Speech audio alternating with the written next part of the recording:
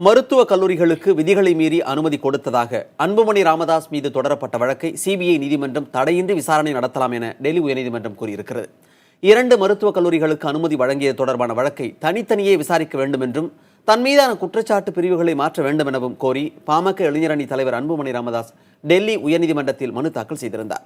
இந்த மனு நீதிபதி பெஜு முன்பாக விசாரணைக்கு வந்தது. அப்போது சிபிஐ தரப்பில் ஆஜரான வழக்கறிஞர் உயர்நீதிமன்ற வழக்கை சுட்டிக்காட்டி அன்புமணி கால அவகாசம் கேட்டு வருவதால் கீழ் நீதிமன்றம் விசாரணை தாமதமாவதாக தெரிவித்தார். அதனை ஏற்றுக்கொண்ட நீதிபதி அன்புமணி மீதான குற்றச்சாட்டுகளை சிபிஐ நீதிமன்றம் தடையின்றி விசாரிக்கலாம் என்று கூறினார். அதேபோல் குற்றச்சாட்டு பிரிவுகளை மாற்ற வேண்டும் என்கிற அன்புமணியின் கோரிக்கை மீது உயர்நீதிமன்றத்தில் தொடர்ந்து விசாரணை நடைபெறும் என்றும் நீதிபதி தெரிவித்தார். மத்திய சுகாதாரத்துறை அமைச்சராக இருந்தபோது மத்திய பிரதேச மாநிலம் இந்தூர், உத்தரப்பிரதேச மாநிலம் பரேலியில் 2 மருத்துவக் கல்லூரிகளுக்கு விதிகளை மீறி அனுமதி அளித்தார் என அன்புமணி மீது குற்றம் சாட்டப்பட்டுள்ளது.